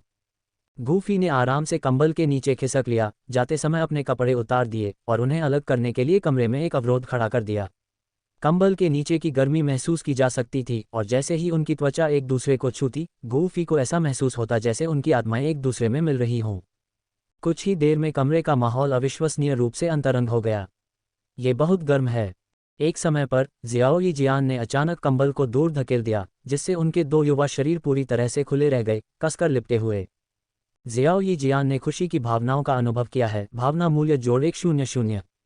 रानी मेडुसा ने शर्म और क्रोध की भावनाओं का अनुभव किया है। भावना मूल्य जोड़ 100।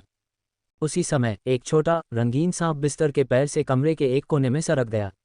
उसकी 7 रंग की आंखों में तिरस्कार का भाव था। गूफी अपने काम पर इतना केंद्रित था कि उसने सिस्टम नोटिफिकेशन को पूरी तरह से अनदेखा करते हुए अन्य सभी विकर्षणों को स्वचालित रूप से फिल्टर कर दिया। लानत है, उसने मुझे इस तरह अपमानित करने की हिम्मत कैसे की? बस तब तक प्रतीक्षा करे जब तक मैं। रंगीन सांप के अंदर रानी मेडुसा की आत्मा चुपचाप गूफी को कोस रही थी, लेकिन गूफी कुछ भी नहीं सुन पा रही थी। अपने गुस्से के बावजूद रानी मेडुसा ने ऐसा करने की हिम्मत नहीं की, क्योंकि वह जानती थी कि गूफी की ताकत इतनी है कि वह उसे एक उंगली से कुचल सकता है। इसके अलावा गूफी और शियाओ यी जियान की कई बार बातचीत देखने के बाद रानी मेडुसा उन छवियों को अपने दिमाग से नहीं निकाल पा रही थी। हालांकि उसे हमेशा से ऐसी चीजें घिनौनी लगती थीं, लेकिन उस रात जब उसने आसपास से अंतरंग आवाज़ें सुनी, तो उसने पाया कि उसके मन में कुछ अजीब विचार आ रहे हैं। नहीं, मेरे मन में ऐसे गंदे विचार कैसे आ सकते हैं? रानी मेडुसा की आत्मा ने उन विचारों का जमकर विरोध किया और गूफी के चंगुल से जल्द भागने की कसम खाई। अगले दिन दोपहर के आसपास गूफी आखिरकार उठ गया। शियाओ यी जियान को सुलाने के बाद उसने अपने कपड़े पहने और कुछ उदास और लापरवाह व्यक्ति को बिस्तर पर लिटा दिया, अपनी आस्तीन में एक नाराज सांप छिपाए हुए। जैसे ही वह कमरे से बाहर निकला, उसने देखा कि किंगलिन दरवाजे से थोड़ी दूर पर खड़ी थी। किंगलिन ने थोड़ा मुस्कुराते हुए कहा, बड़े भाई गूफी, तुम उठ गए। बहन जियाओ यी जियान कहाँ है? वह अभी तक बाहर क्यों नहीं आई? लड़की का सवाल सुनकर गूफी को थोड़ी शर्मिंदगी महसूस हुई और उसने स्पष्ट रूप से उत्तर दिया, वह अभी भी थोड़ी थकी हुई है और आराम कर रही है। दोपहर हो चुकी है और बहन जियाओ यी जियान इतनी देर सोने के बाद भी थकी हुई है। क्या तुम पूरी रात अभ्यास करती रही? किंगलिन ने आश्चर्य से कहा। सारी रात अभ्यास करते हुए? गूफी को उसकी बातें थोड़ी अजीब लगीं और इस विषय पर अधिक विस्तार से बात न करते हुए उसने जल्दी से वहां से जाने का बहाना ढूंढ लिया। फिर उसने लान किंग और आदरणीय तियान हुओ को ढूंढा और उन्हें किंगलिन और शियाओ यी जियान की रक्षा करने का निर्देश दिया। याओ तियान हुओ की ताकत के साथ उसे पवित्र पिल सिटी में भी एक दुर्जय व्यक्ति माना जा सकता था। गूफी के लिए वह इन रीजन में पिल टॉवर का दौरा करने और कुछ महत्वपूर्ण लोगों से मिलने का इरादा रखता था। पिल टॉवर पवित्र पिल सिटी के इन रीजन के केंद्र में स्थित था, एक ऐसा स्थान जिसे अनगिनत कीमियागरों के दिलों में एक पवित्र भूमि माना जाता है। इनर रीजन में प्रवेश करने पर शोरगुल काफ़ी कम हो गया क्योंकि गूफी ने शहर के द्वार से कदम रखा। पवित्र पिल सिटी का इनर रीजन आमतौर पर उन लोगों के लिए आरक्षित था जिनका पिल टॉवर या उच्च श्रेणी के कीमियागरों से संबंध था, इसलिए इसकी गुणवत्ता बाहरी क्षेत्र से कहीं बेहतर थी। जैसे ही वह वहां पहुंचा, आंतरिक क्षेत्र में पैर रखते ही गूफी ने अपनी नज़र उठाई और उसकी नज़र आंतरिक क्षेत्र के केंद्र पर टिक गई। वहां एक विशाल काली मीनार लगभग 100 मीटर ऊंची, एक छोटे पहाड़ की तरह भव्य रूप से खड़ी थी, जो राजसी भव्यता की आभा बिखेर रही थी। मीनार का शिखर बादलों को चीरता हुआ दिखाई दे रहा था, जिससे शीर्ष को देखना लगभग असंभव हो गया था, और इसके चारों ओर घूमती धुंध ने रहस्य का माहौल बना दिया था। तो वह पिल टॉवर है। आसमान को थामे हुए एक खंभे की तरह दिखने वाली ऊंची काली संरचना को देखते हुए गूफी के चेहरे पर विस्मय का भाव दिखाई दिया। इस बार गूफी पिल टॉवर के शीर्ष आकृतियों से सीधे मिलने के इरादे से आया था, ताकि वह 3000 जलती हुई ज्वाला को वश में करने की अपनी इच्छा व्यक्त कर सके। ये जानने के लिए उत्सुक था कि पिल टॉवर क्या परिस्थितियां पैदा कर सकता है। पिल टॉवर के आसपास के क्षेत्र में कड़ी सुरक्षा थी, इसलिए जैसे ही गूफी पास आया, उसने अपनी आभा को पूरी तरह से छोड़ दिया, जिससे अनावश्यक परेशानी से बचने के लिए एक मजबूत व्यक्ति के रूप में अपनी स्थिति का पता चला। मैं पिल टॉवर के 3 एसोसिएशन प्रमुखों के साथ एक बैठक का अनुरोध करना चाहूंगा, गूफी ने सीधे कहा। इस आदमी की आभा मजबूत है, शायद एल्डर शेंग से भी ज़्यादा मजबूत। क्या वह एक डू वेनेरेट हो सकता है? एक डू वेनेरेट इतनी कम उम्र में? ये कैसे संभव है? इस समय गार्डों ने उसे कम नहीं आंका, गूफी से निकलने वाली शक्तिशाली आभा को देखते हुए। 3 एसोसिएशन प्रमुख बहुत व्यस्त हैं और हम गारंटी नहीं दे सकते कि वे आपसे मिलेंगे। बुजुर्ग को सूचित करें, प्रमुख गार्ड ने गंभीरता से कहा। हालांकि गूफी ने एक डू वेनेरेट की आभा दिखाई थी, लेकिन यह इन पिल टॉवर गार्डों को भयभीत करने के लिए पर्याप्त नहीं था, क्योंकि उन्हें विश्वास था कि कोई भी पिल टॉवर पर परेशानी पैदा करने की हिम्मत नहीं करेगा। धन्यवाद, गूफी मुस्कुराया। थोड़ी देर बाद एक सफ़ेद लबादे में एक बुजुर्ग पिल टॉवर से निकलकर आया और उसके पास आया। उसकी साधना को देखते हुए वह एक 2 सितारा डू वेनेरेट लग रहा था। नमस्कार एल्डरली। जब बुजुर्ग पहुंचे तो आसपास के गार्डों ने उन्हें सम्मानपूर्वक सलाम किया। तो ये वास्तव में एक डू वेनेरेट की आभा है। बुजुर्ग ने गूफी को ध्यान से देखा, उसकी आंखें आश्चर्य से भर गईं। उसने पहले कभी किसी ऐसे व्यक्ति को नहीं देखा था जो इतनी कम उम्र का हो और जिसकी साधना का स्तर इतना ऊंचा हो। हालांकि एल्डरली को भी संदेह था कि गूफी शायद उतना युवा नहीं है जितना वह दिखता है, लेकिन वह उसके बारे में कुछ भी असामान्य नहीं देख पाया। अध्याय 88, जादूगर निकाओ यंग।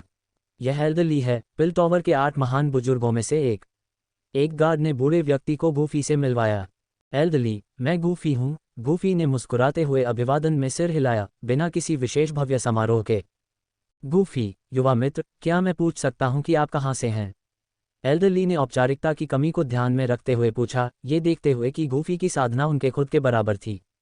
पूर्वी क्षेत्र से, गूफी ने स्पष्ट रूप से उत्तर दिया। पूर्वी क्षेत्र, उपनाम गू, क्या वह? एल्डरली के चेहरे पर अचानक आश्चर्य की झलक दिखाई दी क्योंकि उन्होंने जानकारी को संसाधित किया। पूर्वी क्षेत्र का गू कबीला अन्य सभी ताकतों पर एक सम्राट की तरह था। केंद्रीय मैदानों में जितना मजबूत होता गया, उतना ही वह गू कबीले की भयानक शक्ति को समझता गया। जब एल्डरली ने अनुमान लगाया कि गूफी इस शक्तिशाली परिवार से हो सकता है, तो वह बहुत हिल गया। युवा मित्र, कृपया मेरे पीछे आओ। पिल टॉवर के उच्च पदस्थ सदस्यों में से एक एल्डरली के नेतृत्व में गूफी सख्त बाहरी निरीक्षणों से गुजरा और विशाल पिल टॉवर में प्रवेश किया। पिल टॉवर के अंदर एल्डरली ने गूफी को सीधे विशाल टॉवर के ऊपरी स्तरों पर पहुंचाया। थोड़ी देर बाद वे एक असाधारण विशाल हॉल के बाहर रुक गए। जब एल्डरली उनके आगमन की घोषणा करने के लिए अंदर गए, तो गूफी बाहर इंतजार कर रहे थे। ठीक है युवा मित्र, एसोसिएशन प्रमुख आपसे मिलने के लिए सहमत हो गए हैं, एल्डरली ने कहा, गूफी को अंदर आने का संकेत देने के लिए बाहर लौटते हुए। हॉल कई किताबों की अलमारियों से भरा हुआ था, जो कुछ हद तक अव्यवस्थित लग रहा था। यह विभिन्न रंगों की लपटों से सजी हुई थी, आपस में जुड़े हुए रंग एक स्वप्निल और मंत्रमुग्ध करने वाला प्रभाव पैदा कर रहे थे। गूफी ने पत्थर के फर्श पर हल्के से कदम रखा, उसकी नज़र कमरे में घूम रही थी और फिर एक विशेष किताबों की अलमारी पर रुक गई। वहाँ सफ़ेद वस्त्र पहने एक बुजुर्ग व्यक्ति सावधानी से अलमारियों की धूल झाड़ रहा था। इस बुजुर्ग व्यक्ति में कोई आभा नहीं थी, वह पूरी तरह से साधारण दिख रहा था। हालांकि एल्डरली के सम्मान का पात्र कोई आम व्यक्ति नहीं हो सकता। गूफी को बहुत आश्चर्य नहीं हुआ, उसने पहले भी कई ऐसे शक्तिशाली लोगों का सामना किया था। गू कबीले की तुलना में पिल टॉवर की ताकत एक छोटी सी धारा की तुलना एक विशाल महासागर से करने जैसी थी। हॉल में ये बूढ़ा व्यक्ति पिल टॉवर के 3 संघ प्रमुखों में से एक है, जुबान कोंगजी। ये युवक वास्तव में असाधारण है। हालांकि एल्डरली ने पहले ही जुवान कोंगजी को जानकारी दे दी थी, लेकिन गुफेई की उम्र, साधना स्तर और आत्मा क्षेत्र को देखकर जुवान कोंगजी आश्चर्यचकित रह गया। मुझे लगता है कि आप संघ प्रमुख जुवान कोंगजी हैं। गुफेई ने मुस्कुराते हुए अभिवादन किया। वास्तव में, जुवान कोंगजी ने सिर हिलाया। गुफेई, युवा मित्र, तुम यहाँ क्यों आए हो? जूनियर 3000 जलती हुई लॉ को वश में करने का प्रयास करने आया है जिसे पिलटॉवर ने कैद कर रखा है, गुफेई ने सीधे कहा। वह जानता था कि पिलटॉवर कई सालों से 3000 जलती हुई लॉ को दबा रहा था, उसे वश में करने के लिए किसी उपयुक्त व्यक्ति की तलाश कर रहा था। जब तक लॉ उनके दुश्मन सोल हॉल के हाथों में नहीं पड़ जाती, तब तक पिलटॉवर इसका विरोध नहीं करेगा। क्या आपको 3000 जलती हुई लॉ को वश में करने का भरोसा है? जुवान कोंगजी ने गंभीरता से पूछा। उसकी अभिव्यक्ति थोड़ी बदल गई। अगर मैं आया हूं तो मुझे कुछ भरोसा है, गुफेई ने बिना किसी हिचकिचाहट के जवाब दिया। हालांकि पिलटॉवर ने अभी तक 3000 जलती हुई लॉ को वश में नहीं किया है, ये पिलटॉवर का खजाना बना हुआ है। इसे पारंपरिक रूप से पिल गैदरिंग के विजेता को दिया जाता है, इसलिए इसे लेने का आपका अनुरोध सामान्य नियमों को तोड़ता है, जुवान कोंगजी ने शांति से कहा। उसके लहजे से उसके निर्णय का कोई संकेत नहीं मिल रहा था। चूंकि यह पिलटॉवर का है, इसलिए मैं स्वाभाविक रूप से इसे लेने के लिए मुआवजा देने की पेशकश करूंगा। गुफी ने मुस्कुराते हुए बुजुर्ग को अपनी शर्तें बताने के लिए आमंत्रित किया। हे, आप गलत समझ रहे हैं, जुवान कोंगजी ने अपना हाथ हिलाया। गुफी से कुछ भी पूछने का इरादा नहीं था। यहाँ तक कि मेरे पास इस मामले पर सीधे निर्णय लेने का अधिकार नहीं है। कृपया धैर्य रखें जबकि मैं दूसरों के साथ इस पर चर्चा करता हूँ। बहुत अच्छा, मैं आपकी खबर का इंतजार करूंगा। गुफी ने हॉल छोड़ने से पहले सहमति व्यक्त की। हालांकि वह ज्यादा दूर नहीं चला था जब चौड़े गलियारे के अंत में एक आकृति दिखाई दी। वह आकृति एक लंबी महिला थी जिसने काले रंग का गाउन पहना हुआ था, जिसमें एक ठंडी और गर्वीली हवा थी। उसकी त्वचा बर्फ की तरह सफ़ेद थी, उसके लंबे काले बाल उसके कंधों पर लापरवाही से लटके हुए थे। हालांकि उसका चेहरा थोड़ा पतला था, लेकिन यह उल्लेखनीय रूप से नाजुक था, बढ़िया चीनी मिट्टी की तरह, उसे संजोने की इच्छा जगाता था। वह गलियारे के कोने में खड़ी थी, उसकी लंबी, संकीर्ण आंखें आलस से आगे देख रही थीं, एक आकर्षक आकर्षण था जिसे अनदेखा करना मुश्किल था। इस महिला में स्वाभाविक रूप से प्रलोभन की एक मजबूत भावना थी, और यहाँ तक कि गुफी भी उसकी सुंदरता की सराहना करने से खुद को रोक नहीं सका। आह, ये युवा काओ यंग है। एल्डरली, जो गुफी के बगल में चल रहे थे, ने महिला का गर्मजोशी से अभिवादन किया, जिससे उनकी परिचितता का संकेत मिला। नमस्ते, एल्डरली। काले कपड़े पहने महिला ने एल्डरली का अभिवादन करते हुए मुस्कुराई, लेकिन उसकी नज़र जल्द ही गुफी पर चली गई। एल्डरली, ये कौन है? काओ यंग ने उत्सुकता से पूछा। उसने गुफी को पहले कभी नहीं देखा था, तो वह उसके शिक्षक के घर से क्यों आ रहा था? इसके अलावा, गुफी की भारी उपस्थिति उसके लिए चौंकाने वाली थी। ये युवा मित्र गुफी है, जिसने अभी अभी एसोसिएशन प्रमुख के साथ चर्चा की थी, एल्डरली ने संक्षेप में बताया, क्योंकि वह अभी भी गुफी की पहचान के बारे में निश्चित नहीं था। एल्डरली ने गुफी को कैसे संबोधित किया, ये सुनकर काओ यंग और भी उत्सुक हो गई। आमतौर पर एल्डरली पिलटॉवर में युवा पीढ़ी को लड़का या लड़की के रूप में संदर्भित करते थे। वह मेरे शिक्षक से बात करने आया था। ऐसा क्या हो सकता है जिसके लिए मेरे शिक्षक को परेशान करने की आवश्यकता थी? हालांकि काओ यंग उत्सुक थी, उसने सीधे नहीं पूछा। नमस्ते, गुफी, काओ यंग ने उसे विनम्रता से संबोधित करते हुए कहा। नमस्ते, गुफी ने अपने रास्ते पर आगे बढ़ने से पहले एक सरल सिर हिलाकर जवाब दिया। क्या अजीब व्यक्ति है, काओ यंग ने उसे जाते हुए देखकर खुद से कहा। काओ यंग काओ परिवार के इतिहास में सबसे उत्कृष्ट प्रतिभा थी, जो 15 वर्ष की आयु में 3 पिलटॉवर प्रमुखों में से एक की व्यक्तिगत शिष्या बन गई थी। अब 17 वर्ष की आयु के बाद वह पहले से ही 6ठी श्रेणी की कीमियागर के पद पर पहुंच चुकी थी। इस गति से वह 100 वर्षों में पिलटॉवर प्रमुखों में से एक बनने की संभावित उम्मीदवार थी, या सही परिस्थितियों में उस स्थिति को पार भी कर सकती थी। पिलटॉवर को महाद्वीप के सभी कीमियागरों के लिए पवित्र भूमि माना जाता था। एसोसिएशन प्रमुखों को अनगिनत कीमियागरों द्वारा आध्यात्मिक नेताओं के रूप में सम्मानित किया जाता था। उसकी उपलब्धियों और उसके द्वारा प्राप्त विभिन्न चमकदार सम्मानों को देखते हुए काओ यंग एक ऐसी व्यक्ति थी जिसकी कई लोग प्रशंसा करते थे। उसकी सुंदरता भी असाधारण थी, लेकिन गुफी के सहज व्यवहार ने उसे दूसरों से अलग कर दिया, जिससे काओ यंग बेवजह उससे आकर्षित हो गई। अध्याय 89, जियो यी जियान की ईर्ष्या। काओ यंग की जिज्ञासा और उलझन बढ़ती है। भावनात्मक मूल्य जोड़ 40।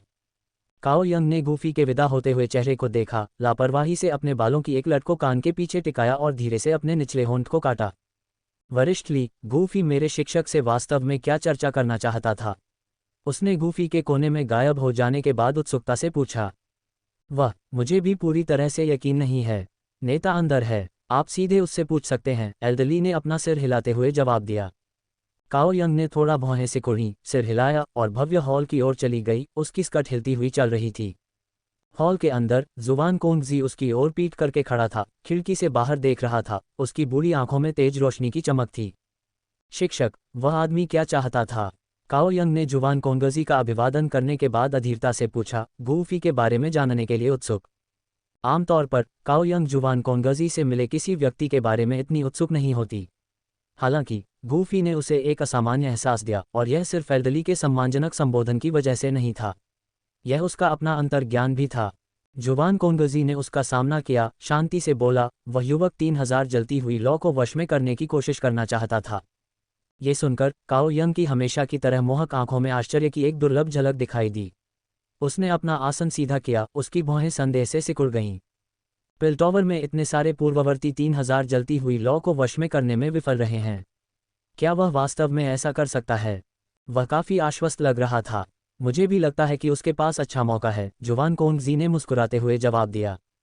काओ यंग चुप हो गई। उसे आश्चर्य हुआ कि उसके शिक्षक को गूफी पर इतना विश्वास था। उसके पास किस तरह की क्षमताएं थीं?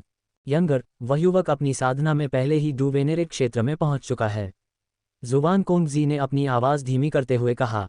काओ यंग क्षण भर के लिए स्तब्ध रह गई। उसे कभी उम्मीद नहीं थी कि इतने कम उम्र के व्यक्ति के पास इतनी भयानक शक्ति होगी। लेकिन जुवान कोंगजी के अगले शब्दों ने उसे और भी चौंका दिया। और उसकी आत्मा शक्ति असाधारण रूप से मजबूत है। उसकी कीमिया कौशल काफ़ी उन्नत होनी चाहिए। काओ यंग की सांस अटक गई क्योंकि वह स्थिति को समझने लगी। जुवान कोंगजी के लिए किसी की आत्मा शक्ति की व्यक्तिगत रूप से प्रशंसा करना गूफी को असाधारण होना चाहिए।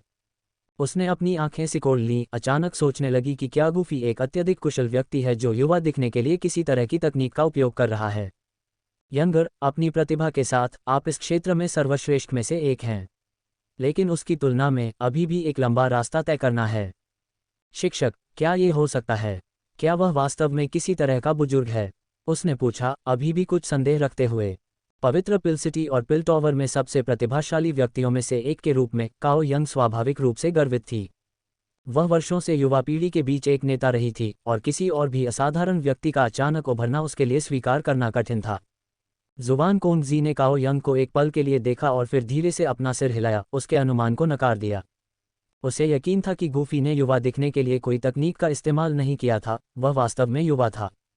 काओ यंग अपने आश्चर्य को छिपा नहीं सकी। उसकी खूबसूरत आंखें थोड़ी चौड़ी हो गईं क्योंकि वह गूफी के लिए अपने शिक्षक के उच्च सम्मान को समझने के लिए संघर्ष कर रही थी। उसने एक गहरी सांस ली, एक अस्थिर संदेह महसूस किया। शिक्षक, क्या इसका मतलब है? क्या वह पहले से ही 7वीं कक्षा के शीर्ष कीमियागर के स्तर पर पहुंच गया है? उसने पूछा, उसकी आवाज़ अनिश्चितता से भरी हुई थी। जुवान कोंगजी ने फिर से अपना सिर हिलाया, उसकी आंखें गहरे अर्थ से भरी हुई थीं। 7वीं कक्षा नहीं, उसकी आत्मा शक्ति पहले ही सच्चे आत्मिक क्षेत्र में प्रवेश कर चुकी है। आत्मिक क्षेत्र, ये कैसे संभव है? काओ यंग की सांसें तेज हो गईं, उसकी छाती धड़क रही थी और उसके होंठ अविश्वास में कांप रहे थे। गूफी, जो उसकी उम्र के आसपास की लग रही थी, एक ऐसी राक्षसी प्रतिभा थी। इस रहस्योद्घाटन ने उसके सामान्य आत्मविश्वास को भारी झटका दिया। वह अविश्वास में पीछे हट गई, जल्दी से कमरे से बाहर निकलने का बहाना ढूंढने लगी। उसे गूफी के बारे में और जानना था। काओ यंग के जाने के बाद जुवान कोंगजी ने धीरे से आह भरी। थोड़ी देर में भव्य हॉल में 2 अन्य आकृतियां दिखाई दीं। एक काले रंग की पोशाक पहने एक बूढ़ा आदमी था जिसकी त्वचा सांवली थी, उसका चेहरा सख्त भाव से कसा हुआ था। दूसरी एक खूबसूरत महिला थी जिसने चोंगसम पहना हुआ था। हालांकि वह जुवान कोंगजी से कम उम्र की नहीं थी, लेकिन वह 30 के दशक की महिला की तरह दिख रही थी। उसका भाव शांत था, जिसमें वर्षों से जमा हुई शालीनता का स्पर्श था। ये दोनों पिल्टॉवर के नेता भी थे, तियान लीजी और जुवान यी। तीनों नेताओं के इकट्ठा होते ही जुवान कोंगजी ने जल्दी से स्थिति स्पष्ट कर दी। तियान लीजी की शुरुआती प्रतिक्रिया मना करने की थी। पिल्टॉवर के नियमों को आसानी से नहीं तोड़ा जा सकता। मैं समझता हूँ, लेकिन इतने सालों के बाद भी कोई भी इसे परिष्कृत नहीं कर पाया है, और इसके लिए अभी भी हमारे निरंतर ध्यान की आवश्यकता है। कम से कम वह इन सभी वर्षों में मैंने देखा सबसे होनहार उम्मीदवार है। जुवान यी, जो आमतौर पर शांत रहता था, ने धीरे से सिर हिलाने से पहले खिड़की के बाहर सितारों को ध्यान से देखा। यदि आप ऐसा कहते हैं तो यह विचार करने लायक है। तियान लीजी हिचकिचाया। जुवान कोंगजी के लिए एक युवा व्यक्ति के बारे में इतनी उच्च राय रखना दुर्लभ था। यदि उसकी पहचान के साथ कोई समस्या नहीं है तो उसे कोशिश करने दें। तियान लीजी ने आखिरकार नरमी दिखाई, लेकिन गूफी की पहचान की पुष्टि करने पर जोर दिया। उन्होंने गूफी की पृष्ठभूमि की जांच करने के लिए लोगों को भेजा, वह कब आया, वह किस सराय में रह रहा था और उसके साथी कौन थे। हालांकि वे सभी हो तियान हो से अपरिचित थे जो उनके साथ आए डू वेनेरेट थे। गूफी, गू कबीले। जब उन्होंने ये नाम दोहराए तो तीनों नेताओं ने एक दूसरे को देखा, उनकी आंखें जिज्ञासा से भर गईं। क्या वह वास्तव में उस प्राचीन रहस्यमय कबीले से हो सकता है। तियान लीजी ने जुबान कोंग जेड के संदेह की पुष्टि की, अब कोई आपत्ति नहीं जताई। आगे की चर्चा के बाद उन्होंने गूफी को कोशिश करने देने का फैसला किया ताकि एक अच्छा रिश्ता बन सके। आखिरकार पिल्टोवर लंबे समय से किसी को 3000 जलती हुई लौ से निपटने के लिए चाहता था। इसे स्टार दायरे में सील रखने के लिए उनके निरंतर रखरखाव की आवश्यकता थी। गूफी सफल हुआ या नहीं, यह उनकी चिंता नहीं थी। दूसरी तरफ गूफी सराय में वापस आ गया था। रास्ते में उसने सोच समझकर जियाओ यी जियान के लिए एक मिठाई खरीदी। बहुत मीठी। जियाओ यी जियान ने मिठाई का स्वाद लेते हुए मीठी मुस्कान दी। जियाओ यी जियान को लगाव, भावनात्मक मूल्य जोड़ 100 की भावना महसूस होती है। इस बीच किंगलिन की नज़र जियाओ यी जियान और गूफी के बीच बदल गई। इससे गूफी को थोड़ा अजीब लगा। उसने नज़रें फेर लीं, दोषी महसूस करते हुए, जैसे कि चिंता थी कि किंगलिन उनसे उनके पिछले प्रशिक्षण के बारे में फिर से पूछेगा। गूफी की प्रतिक्रिया देखकर जियो यी जियान ने ठहाका लगाया, ये जानते हुए कि किंगलिन ने भी उनसे उनके प्रशिक्षण के बारे में पूछा था। किंगलिन, तुम हमारे साथ क्यों नहीं आती। जियो यी जियान ने किंगलिन का ध्यान भटकाने के लिए भोजन का उपयोग करते हुए कहा। खाने के बाद जब उनके पास करने के लिए कुछ नहीं था तो गूफी ने पिल्टोवर के अंतिम निर्णय की प्रतीक्षा करते हुए जियो यी जियान और किंगलिन को पवित्र पिल शहर के दौरे पर ले जाने का फैसला किया। भाई गूफी, बहन जियो यी जियान, चलो उस जगह को देखते हैं। किंगलिन ने उत्साह से उन्हें शहर के एक हलचल भरे इलाके की ओर खींचा। अचानक उनके पीछे से एक आलसी लेकिन आकर्षक महिला की आवाज़ आई। युवा मास्टर गूफी, क्या संयोग है। मुझे उम्मीद नहीं थी कि हम इतनी जल्दी फिर से मिलेंगे। गूफी ने मुड़कर देखा कि वह कौन था। यह कोई और नहीं बल्कि काओ यंग थी, जिसने वही काला गाउन पहना हुआ था जिससे उसकी गोरी त्वचा और भी चमकदार लग रही थी और उसके चेहरे की बनावट भी बहुत खूबसूरत लग रही थी। ओह, गूफी हिचकिचाए। काओ यंग ने दावा किया कि यह एक संयोग था, लेकिन ऐसा लग रहा था कि वह उसे ढूंढ रही थी। जियाओ यी जियान और किंगलिन भी पलटे, दोनों ने तुरंत देखा कि वक्ता एक असाधारण सुंदरता थी। काओ यंग के शब्दों को याद करते हुए जियाओ यी जियान ने धीरे से गूफी की ओर देखा और धीरे से पूछा, क्या तुम उसे जानती हो। काओ यंग की आश्चर्यजनक सुंदरता और उसकी पिछली टिप्पणी ने जियाओ यी जियान को थोड़ा संवेदनशील बना दिया। अध्याय 90, मैं आपसे गहन चर्चा करना चाहूँगा। जियाओ यी जियान ईर्ष्या और संदेह का अनुभव करता है, भावना मूल्य जोड़ 120। सिस्टम प्रॉम्प्ट सुनकर गूफी अपनी भौहें सिकोड़ने से खुद को नहीं रोक सका। ये लड़की इतनी संवेदनशील कब हो गई। उसने जियाओ यी जियान की नज़र से नज़र मिलाई और मुस्कुराते हुए जवाब दिया, मैंने उसे थोड़ी देर के लिए देखा था जब मैं आज सुबह जुबान कोंग जेड के साथ मामलों पर चर्चा करने के लिए पिल्टोवर गया था। बस थोड़ी देर के लिए देखा। क्या एक महिला जो एक जादूगरनी की तरह दिखती है, वह सिर्फ इसलिए सड़क पर किसी का अभिवादन करने के लिए इतनी उत्साही हो सकती है। गूफी की व्याख्या सुनने के बाद जियाओ यी जियान को अभी भी असहज महसूस हुआ। हालांकि उसने अंततः उस पर भरोसा करना चुना, क्योंकि उस महिला के प्रति उसका रवैया काफ़ी उदासीन था। भले ही उस महिला के कोई अनुचित इरादे हों, लेकिन यह उसकी ओर से सिर्फ इच्छाधारी सोच लग रही थी। वास्तव में ये केवल ये साबित करता है कि उसका भाई कितना आकर्षक था। हाँ, यह एक संयोग था मिस काओ यंग। मुझे कुछ और काम है, इसलिए मैं अब जा रहा हूँ। गूफी ने सहजता से काओ यंग को स्वीकार किया और जाने के लिए तैयार हो गया। गूफी को काओ यंग को इस तरह से जवाब देते देख जियो यी जियान को बहुत अधिक सहजता महसूस हुई। वह स्नेहपूर्वक गूफी के करीब चली गई, दोनों कंधे से कंधा मिलाकर चल रहे थे, किंगलिन के साथ जाने के लिए तैयार थे, जो एक हैरान भाव से स्थिति को देख रहा था। कृपया प्रतीक्षा करें, युवा मास्टर गूफी। जैसे ही गूफी ने एक कदम आगे बढ़ाया, उसके पीछे से एक आकर्षक और आलसी आवाज आई। गूफी ने थोड़ा सा भौहें से कुढ़ी, अपने कदम रोके और काओ यंग के आकर्षक चेहरे को देखने के लिए मुड़े। क्या मिस काओ यंग को कुछ चाहिए। हालांकि गूफी मुस्कुरा रही थी, काओ यंग स्पष्ट रूप से देख सकता था कि मुस्कान उसकी आंखों तक नहीं पहुंच रही थी। काओ यंग की आंखों में एक मोहक आकर्षण, एक प्राकृतिक आकर्षण था जिससे लोगों के लिए नजर हटाना मुश्किल हो जाता था। उसने मुस्कुराते हुए अपना मुंह ढक लिया और कहा, पिछली बार जब हम मिले थे तो हमारी कोई गहरी बातचीत नहीं हुई थी। अब जब हमारे पास समय है तो क्यों ना हम थोड़ी देर बातें करें। काओ यंग के निमंत्रण को सुनकर गूफी ने भौहें उठाईं। उसकी थोड़ी सी हिचकिचाहट निश्चित रूप से उसके बगल में बैठी जियाओ यी जियान ने देखी। जियाओ यी जियान ने घबराहट का अनुभव किया। भावना मूल्य जोड़ 100। बिना किसी हिचकिचाहट के जियाओ यी जियान ने खुलेआम गूफी की बांह पकड़ ली। दोनों अब इतने करीब आ गए जैसे कि वह काओ यंग के सामने अपना दावा पेश कर रही हो। दोनों महिलाओं ने एक दूसरे को देखा, जिसमें अंतर्निहित तनाव था। जियाओ यी जियान की सुंदरता हालांकि काओ यंग की तरह मोहक नहीं थी, लेकिन एक कोमल गर्मजोशी थी जो एक दिव्य युवती की तरह सुकून देने वाली थी। अगर काओ यंग एक मोहक जादूगरनी थी, तो जियाओ यी जियान एक परी थी जो नश्वर दुनिया में उतरी थी। दोनों महिलाओं का स्वभाव बिल्कुल अलग था, लेकिन दोनों एक जैसी ही आकर्षक थीं। मुझे नहीं लगता कि यह जरूरी है। गूफी ने जियाओ यी जियान की भावनाओं को देखा और तुरंत काओ यंग को अस्वीकार कर दिया। यह अस्वीकृति काओ यंग पर ठंडे पानी के छींटे की तरह थी। काओ यंग सदमे और हताशा का अनुभव करती है। भावना मूल्य जोड़ 60। वह हमेशा से ही गर्वित रही थी और विशाल पिल टॉवर में ऐसा कोई पुरुष नहीं था जिसे वह देखती हो। आमतौर पर जैसे ही वह बोलती, अनगिनत पुरुष उसे खुश करने के लिए उत्सुक होकर उसके पास आ जाते। फिर भी गूफी ने उसे बार बार अनदेखा किया और अस्वीकार कर दिया, जिससे वह न केवल शर्मिंदा महसूस कर रही थी, बल्कि उसके दिल में एक अजीब सी ज्वाला भी जल रही थी। युवा मास्टर गूफी, मैंने अपने शिक्षक से सुना है कि आप एक कीमियागर भी हैं। वास्तव में मैं आज आपके साथ एक स्पैरिंग सेशन के लिए यहाँ आया हूँ। काओ यंग ने अपनी भावनाओं को छिपाया और फिर से बोली। मुकाबला। काओ यंग के शब्दों को सुनकर गूफी ने धीरे से ठहाका लगाया। उसकी नज़र उस पर पड़ी। उसकी अभिव्यक्ति शांत थी, जिससे ये बताना मुश्किल था कि वह खुश था या खारिज। बेशक ये मुकाबला साधना के स्तरों की तुलना करने के बारे में नहीं है, बल्कि आत्माओं की प्रतियोगिता है। काओ यंग ने मधुर मुस्कान दी। उसके नाजुक चेहरे पर एक आकर्षक आकर्षण था। यह महिला एक आकर्षक लोमड़ी की तरह थी। हर हरकत पुरुषों को पागल करने के लिए पर्याप्त थी। लगभग हर आदमी की नज़र उस पर टिकी थी। काओ यंग पवित्र गोली शहर में काफ़ी प्रसिद्ध थी, न केवल अपनी आकर्षक सुंदरता के लिए बल्कि अपनी असाधारण कीमिया प्रतिभा के लिए भी। कुछ दर्शक जिन्होंने उसे पहचाना, वे आश्चर्यचकित हुए बिना नहीं रह सके। उनकी निगाहें गूफी पर चली गईं।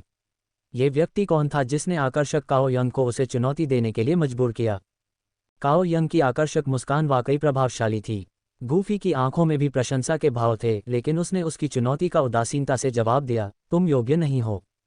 गूफी के शब्दों का मतलब उसे नीचा दिखाना नहीं था, बल्कि उसके विचारों का एक ईमानदार प्रतिबिंब था। उसकी धारणा में काओ यंग की आत्माशक्ति केवल नश्वर क्षेत्र के अंतिम चरण में थी, जो उसके अपने आध्यात्मिक क्षेत्र से बहुत नीचे थी। अंतर चींटी और हाथी के बीच जैसा था, पूरी तरह से अतुलनीय। काओ यंग को हल्का गुस्सा आता है। भावना मूल्य जोड़ 60। गूफी के स्पष्ट शब्दों ने निस्संदेह काओ यंग को अपमानित महसूस कराया। उसने अपने माथे पर गिरे बालों के एक लट को धीरे से ठीक किया। उसकी मुस्कान और भी आकर्षक हो गई। युवा मास्टर गूफी, कृपया मुझे एक सबक का सम्मान प्रदान करें। काओ यंग बेशर्मी से जिद करती रही।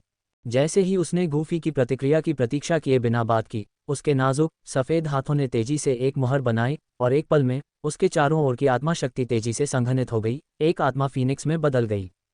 फीनिक्स ने अपने पंख फड़फड़ाए, जिससे उसके चारों ओर का स्थान तेजी से मुड़ गया।